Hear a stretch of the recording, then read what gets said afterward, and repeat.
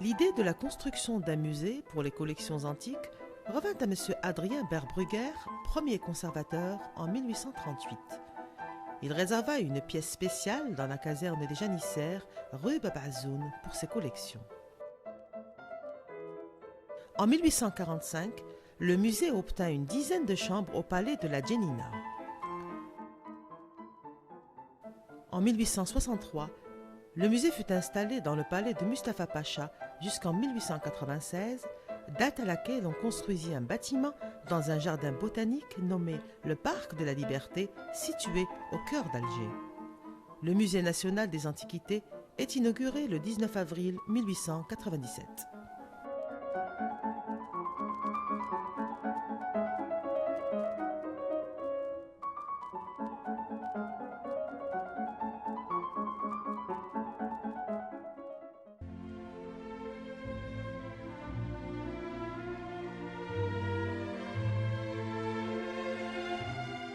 Cette salle est consacrée à l'exposition d'objets représentant les différentes divinités, religions et mythologies connues en Afrique du Nord dans l'Antiquité.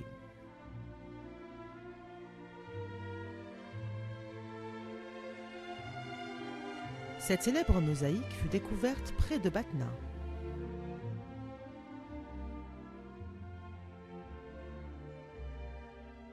Dans le médaillon central, on voit une scène qui semble être une consultation médicale.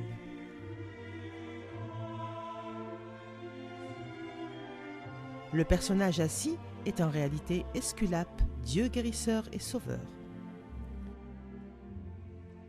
Il communique son essence divine à une défunte pour lui assurer le salut dans l'au-delà.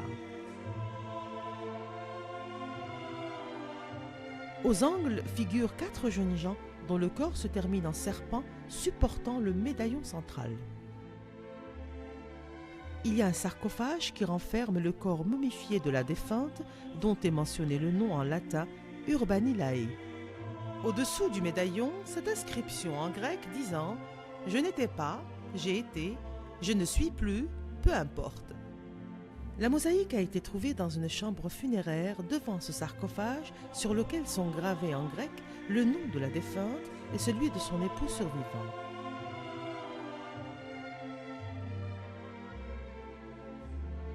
Ce remarquable sarcophage en marbre blanc découvert à Azfoun en Kabylie est daté du IIIe siècle après Jésus-Christ.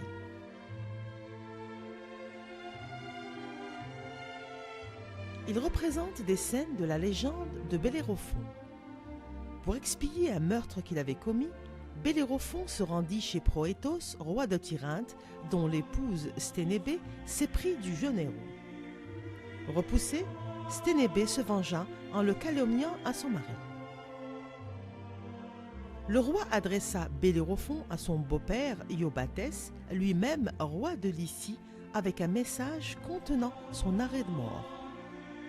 Iobatès imposa au héros diverses épreuves dans l'espoir qu'il y succomberait. Bellérophon triompha de toutes ces épreuves et força ainsi l'admiration du roi Iobatès qui lui donna en mariage sa fille.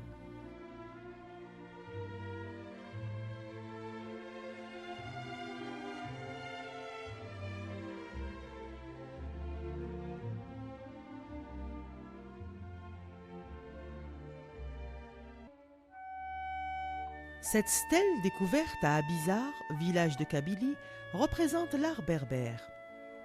On y distingue un cavalier au visage rond, à barbe pointue, portant un bouclier et 3 javelots dans sa main gauche. Devant le cheval, on voit un chien et un oiseau, ce qui nous fait penser à une scène de chasse.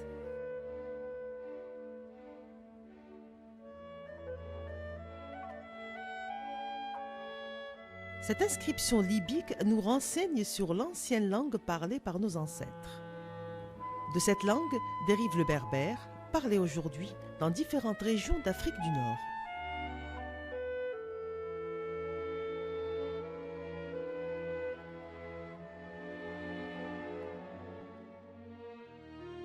Ce panneau découvert à Ain